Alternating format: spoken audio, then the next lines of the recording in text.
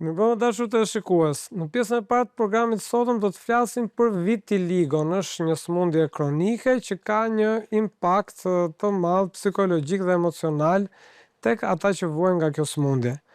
Ndërsa në pjesën e dytë do të flasim për diçka pak më të veçantë, pra jo ato temat tona tradicionale që trajtojmë këtu në emisionin tonë, bëhet fjalë për sistemin shëndetësor në përgjithësi, si funksionon në Shqipëri, mënyrat e financimit e tjerë, pra do merrni disa informacione që besoj do t'ju vlejnë në jetën tuaj të përditshme kur përballeni me çështje dhe probleme të ndryshme që kanë të bëjnë me sistemin tonë shëndetësor.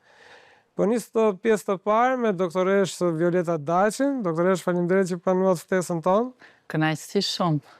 Doktoresh, atëre vitiligo, çfarë është vitiligo? Është një sëmundje që në gjuhën popullore shprehet si një gjë e shfaqja e disa njollave pa ngjyrë në lëkurë, pra tjetërsohet ngjyra e lëkurës në zona të caktuara. Shpeshherë pacientët në fakt drejtohen si kam humbje të pigmentit, po kam mungesë të vitaminave. Dikush tjetër thotë nuk e di pse më është zbardhur një pjesë këtu ose një pjesë në një zonë tjetër të caktuar të lëkurës, kryesisht në fytyrë, duar, atje ku vihet re më shpesh.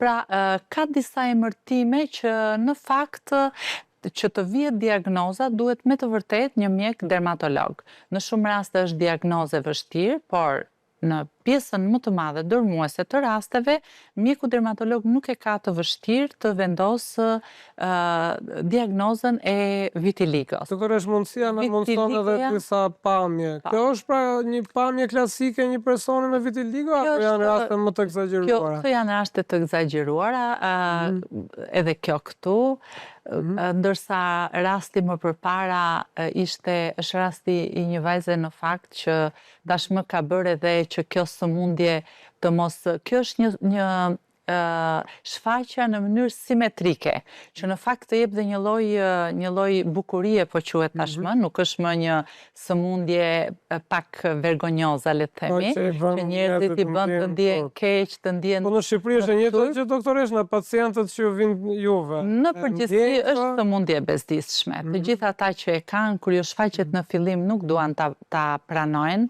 Ka shfaqet, doktoresh, befas, ka një mos caktuar, nuk fillon që në fëmijëri, mund të shfaqet dhe kur je i ri? Shfaqet befas. Shfaqet befas në pjesën më të madhe të rasteve, ose përqindja më e madhe kap moshën 10 deri në 30 vjeç, por ka raste që shfaqet edhe në fëmijërit më hershme se sa 10 vjeç, dhe madje shfaqet raste shumë të rralla në lindje. Ndërsa në mosha të mbi, pra 50, 60 e tjerë, ka raste sërish që shfaqet, mund të shfaqet në çdo moshë, le të themi. Dhe këto pamje që thamë janë pak të egzageruara, normalisht janë vetëm pak njolla, domethënë. Kur janë të egzageruara, pa, se mund të jetë edhe subtotale ose totale. Mund të jetë vitiligo që shfaqet në një zonë të caktuar dhe ngelet aty. Pra, humbet pigmenti në lëkurë në një zonë të caktuar.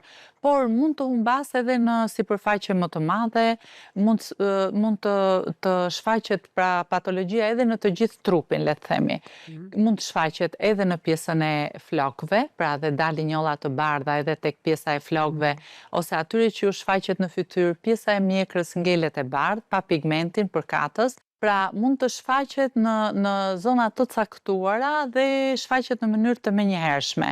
Por kjo mund të ndodhë në një zonë të vogël, pra në trajtën e njollave të lehta, por ka raste që shfaqet menjëherë në sipërfaqe edhe më të madhe. Nganjëherë sëmundja stopon me shfaqjen e elementeve të parë dhe ngelet në atë pozicion, por në raste të tjera ajo mund të përhapet dhe vazhdon përhapet. Kjo është një patologji që në fakt akoma nuk i dihet fizpatologjia e saj, pra nuk dihet shkaku, nuk dihet shkaku. Duket edhe pak e frikshme, besoj na shumë na teleshikues që po na ndjekin, pra befas, pas një shkak shfaqet. Pas një shkak shfaqet, por mund të jenë disa faktorë shpërthyes, për shembull qëndrimi në diell të fortë, por jo te çdo person, tek ata persona që kanë tendencën ose do të bëjnë një vitiligo, mund të jetë dielli, ekspozimi në diell të fortë, shkaku i parë që na jep njollat e para.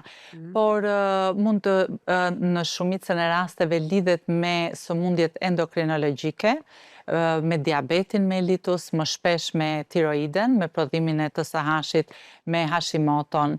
Pra lidhet me disa patologji që kanë të bëjnë me ndryshimet hormonale në organizëm. Nga që nuk ka një përgjegjës, të themi, një përgjegjës të përcaktuar mirë që e shkakton sëmundjen, për këtë arsye nuk ka dhe një terapi dhe një mjekim specifik për këtë lloj patologjie. Akuzohet tiroideja për arsye se një nga enzimat e saj, tiroksidaza, merr pjesë në prodhimin e melaninës. Por është vërtetuar që melanina e thon thjesht për të shikues. Melanina ajo që na bën të nxjihemi, është lënda që prodhohet nga melanocitet. Melanocitet janë qelizat me ngjyrë në lëkurën tonë, të cilat në rastin kur ekspozohen shëndetshëm në diell, prodhojnë më shumë melanin ose ngjyrën, pra japin më shumë ngjyrë lëkurës dhe janë të shëndetshme. Ndërsa në rastin e vitiligos, këto qeliza melanocitet shkatrohen. Pra nuk ekzistojnë, por nuk dihet arsyeja si shkatrohen. Një ndër faktorët që unë e përmenda pra është kjo tiroksidaza, meqense merr pjesë në formimin e melaninës. Por, dhe nga që është parë që në 30% të rasteve në personat që shfaqet vitiligo, ka dhe probleme me hormonet e tiroides. Dhe për këtë arsye është bërë një lloj lidhje, por nuk na rezulton 100% e vërtetuar, le të themi, për arsye se në rastet kur ne e mjekojmë mungesën ose teprinë e hormoneve të tiroides, ne nuk marrim një feedback për patologjinë e vitiligos. Pra, nuk është ajo përmirësohet, nuk është se stopohet, pra edhe kur ka filluar mund të vazhdojë më tej, megjithëse tiroiden e mjekon. Këto janë teori që vazhdojnë të ketë kërkime, por që nuk është gjetur akoma një rezultat përfundimtar. Shfaqet në persona të ndryshëm, në mosha të ndryshme. Meshkuj-femër? Kjo patologji në fakt shfaqet pothuajse në mënyrë të barabartë në të dyja sekset, por në disa studime është vënë re që tek femrat shfaqet më tepër. Kjo pastaj sërish kundërshtojnë veten, duke thënë se në fakt sërish është e barabartë shfaqja, por femrat janë ato të cilat janë më të kujdesshme për të mbikëqyrur dhe për të parë edhe gjërat më të vogla në fytyrën e tyre. Por në përgjithësi shfaqet në të dyja sekset, shfaqet në të gjitha racat, vetëm se mënyra ose dukja është më tepër në sa më errët të jetë lëkura, aq më shumë vihet në re këto njollat e bardha dhe sa më e bardhë të jetë ngjyra e lëkurës, më pak vihet re. Për shembull, edhe në dimër, nëse këto elementet shfaqen në periudhën e dimrit, vjen re më pak se sa në ato kur shfaqen menjëherë pas ekspozimit në diell, për arsye se dielli nxin pjesën e lëkurës që është e shëndetshme dhe nuk arrin dot të japë ngjyrë pjesës me vitiligo ose me mungesë të pigmentit.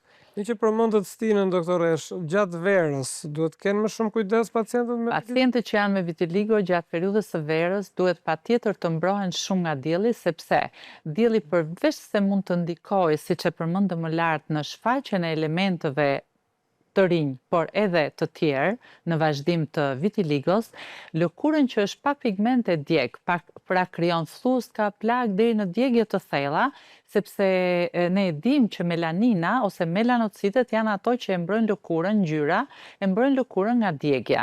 Dhe ata që se kanë duhet patjetër të ruhen shumë që të mos digjen në periudhën e ekspozimit në diell. Ju doktoresh thatë që diagnozën do të japi një dermatolog, se mund ngatrohet? Mund të ngatrohet, ka shumë patologji të tjera, është për shembull pitiriazis alba që mund të ngatrohet me të dhe ka dhe shumë hipopigmentime të tjera që mund të jenë postinflamatore, pra pasi kalon një patologji tjetër me skuqje, me eritema, me inflamacion në përgjithësi, mund të ngelin depigmentime në lëkurën tonë, ashtu siç mund të ngelin edhe hiperpigmentime. Kështu që kjo është ajo që themi që duhet bërë një diagnoze saktë dhe në raste të veçanta kur dhe mjeku dermatolog e ka të vështirë, shpeshherë merret biopsi. Ndërsa në ekzaminimin e përditshëm përdoret një llampë që ne e quajmë llampa e Woodit, e cila me atë dritën e vet fosforescente arrin të dallojë ngjyrat. Ngjyra pa pigmente lëkurës ka një shkëlqim të fildisht, pra është akull e bardhë dhe duket shumë mirë në qoftë se ne hedhim këtë lloj drite në lëkurën e pacientit me vitiligo.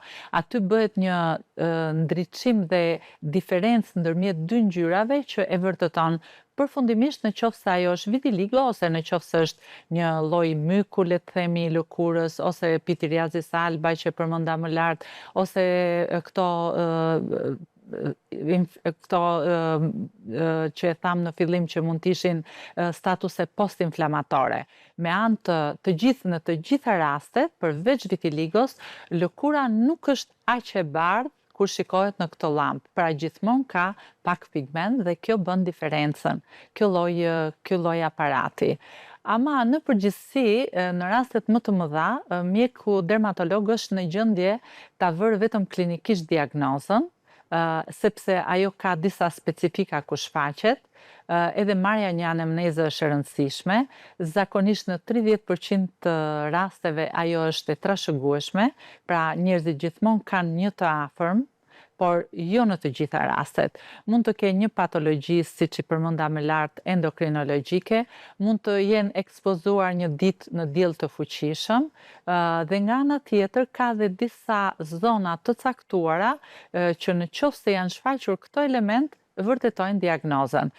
Një ndër zona që është vendimtare në vënien e diagnozave, e kësaj diagnoze, janë shfaqja e elementeve në regionin pubik ose në organet gjenitale, si femërore, si mashkullore.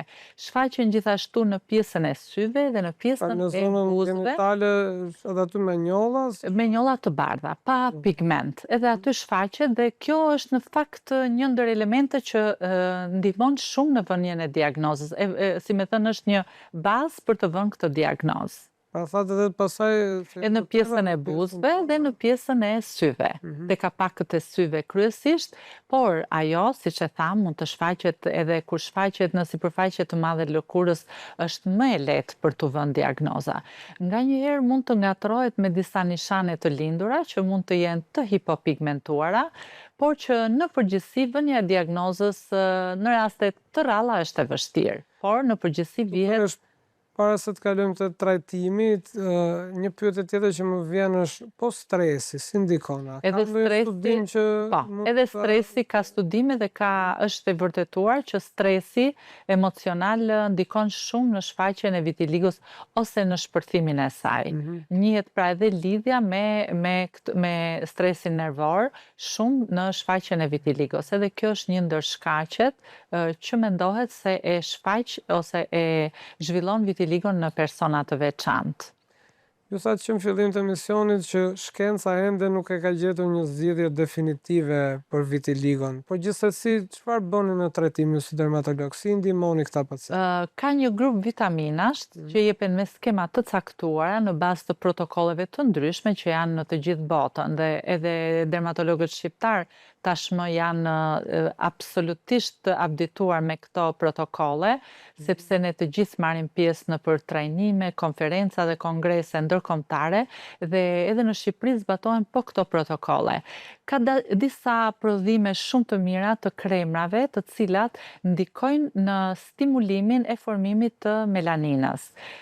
Por një mënyrë shumë efektive, do të thosha, është edhe mjekimi ose trajtimi me fototerapi. Fototerapia është pak a shumë imitimi i rrezatimit diellor, i rrezeve UVB dhe në raste të veçanta kur shoqërohen edhe me tableta që merren nga goja, me suplemente ose me psoralenin për shembull që në fakt futen te terapitë më të avancuara, bashkë me fototerapin, pra futet edhe UVB-ja dhe në raste të veçanta UVA-ja, ndikon në formimin ose në stimulimin e prodhimit të qelizave, të melanociteve dhe pastaj të melaninës.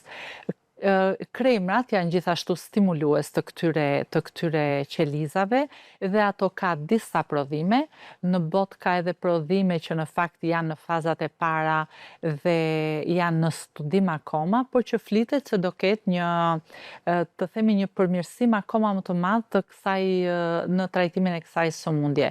Megjithatë do të thosha për Shqipërinë që kemi diell në pjesën më të madhe të vitit, ekspozimi në rrezatimin, se kjo do shërbej më mirë në fakt edhe për dëgjuesit e shikuesit tuaj, ekspozimi në rrezet e diellit në mëngjes është shumë i shëndetshëm për pacientët që e kanë këtë patologji.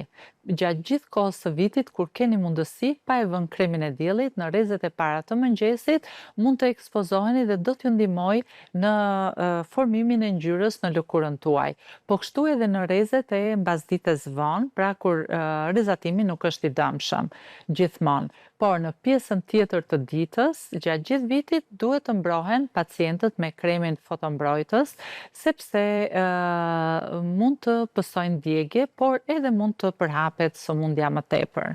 Sigurisht, me trajtimin e dur, këto njolla fillojnë zbehen, pra nuk bëhet kaq e rrjedhshme? Fillon shfaqet në trajtishush në këto vatrat, sepse elementët, edhe kur janë të vegjël, në fakt kanë një lloj rregullësie në konture, pra kanë një ndarje simetrik, i themi neve, të fenomenit të ngjyrës së lëkurës normale me pjesën e bardhë, sepse ajo është si e fildish, si shumë e bardhë, dhe kur shikohet në lupa në fakt ka dhe një lloj shkëlqimi, ndërsa në rastet kur shfaqet në qoftë se do të ekspozohesh në diell, atëherë mund të ekzistojë mundësia që këto të digjen për arsye të kësaj mungese. Dhe kur ato janë kështu në trajt në sipërfaqe të madhe ose në trajtën e njollave të dukshme, gjatë ekspozimit në diell ose përdorimit të këtyre kremrave dhe vitaminoterapive në trajtën e masazhit të lehtë, siç rekomandon mjeku, sipas rastit, atëherë fillojnë shfaqjen ishuj të veçantë, derisa ato ishuj mund të rriten, të zgjerohen dhe të bashkohen, pra ishuj me pigment. Neve kemi raste shumë të trajtuara dhe me një feedback shumë të mirë në fakt në qendrën spitalore universitare Nën Tereza, aty ku edhe ekziston prej shumë vitesh një aparat i fototerapisë që është për total body dhe që bëhet nga mjek me një protokoll shumë të rreptë, sepse edhe ekspozimi në këtë rrezatim ka dhe efektet e saj negative, në qoftë se nuk përdoret nga profesionistët e specializuar. Kështu që kemi raste, sidomos kur janë me total body, kemi përmirësim të jashtëzakonshëm të elementeve dhe të marrjes së ngjyrës, së rishfaqjes, rikthimit të ngjyrës së lëkurës. Dhe me këto lajme pozitive për pacientët që vuajnë në vitiligo, po e mbyllim me intervistën së bashku, duke ju mirëpritur në intervistët tashme. Ju falenderoj shumë. Edhe unë ju falenderoj, do doja të shtoj edhe një gjë tjetër. Ndodh nganjëherë, është një fenomen që ne e quajmë fenomeni Kübner, që shfaqen element në zonat ku vritesh, ose ku të ndodh një gërvishtje, dhe në ato zona mund të ndodh. Pra në qoftë se në një zonë ku keni pësuar një dëmtim në rini ose në fëmijëri, ju shfaqet një njollë e bardhë, kjo është një shenjë që tek ju ekziston kjo sëmundje e fjetur. Prandaj duhet të bëni akoma më shumë kujdes. Ju falenderoj edhe një herë në emër gjithë teleshikuesve që ju ndoqën dhe ju mirëpresim në intervistat tashme. Kënaqësi. Faleminderit. Dashur teleshikues, do bëjmë një shkëputje të shkurtër publicitare, na ndiqni vetëm pas pak do flasim për sistemin shëndetësor shqiptar, por edhe ku ndryshon dhe ku ngjason me ata të botës. Shihemi vetëm pas pak.